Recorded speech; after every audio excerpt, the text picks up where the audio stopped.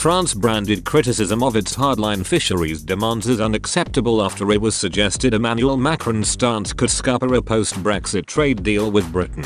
European sources claimed there was a spat between Paris, Hungary and Lithuania at a recent meeting of senior diplomats. At the private gathering in Brussels, Michel Barnier, the EU's chief Brexit negotiator, said he believed an agreement could still be struck despite months of deadlock.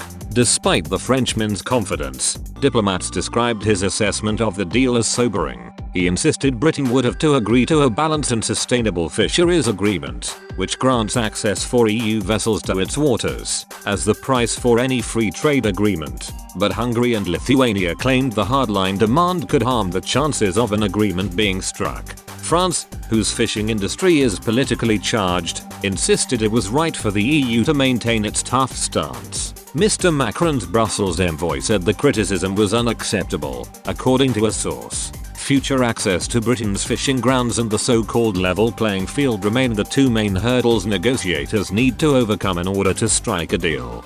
During the meeting, Mr. Barnier also informed capitals Britain had opted to make less demands for single market access. He described the possible deal between the EU and UK as low profile, low quality because his counterpart David Frost had dropped a number of requests. Boris Johnson's chief negotiator with the bloc hopes asking for a less ambitious free trade agreement will unlock the negotiations. Mr. Frost has told EU counterpart Mr. Barnier the UK is willing to accept less favourable terms for manufacturers and professionals as part of the final agreement. The Task Force Europe chief believes lowering the complexity of the pact, in areas such as rules of origin and mutual recognition of qualifications, would mean Brussels dropping its complaints about easy access to its single market. The move comes after Mr. Barnier rejected several proposals put forward by British negotiators as cherry-picking. The government has accepted that trade pact with Brussels won't be at the most expansive, most innovative end of the spectrum.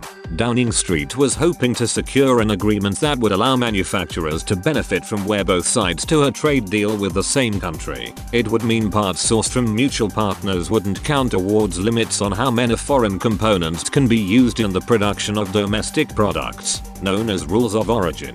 Number 10 also sought to ensure professionals, such as lawyers and architects, would have their qualifications recognized on both sides of the channel. Mr. Frost also agreed to compromise by signaling the UK could agree to a single overarching agreement with the EU, rather than separate mini deals. EU ambassadors underlined that the EU 27 remain ready to move negotiations quickly forward and express the need for more realism in London. A spokesman for the German presidency of the EU said, they reiterated their commitment to the joint political declaration as the basis for negotiations on all issues, including the level playing field. EU ambassadors also expressed the need for speed in order to make parallel progress on all areas of negotiation.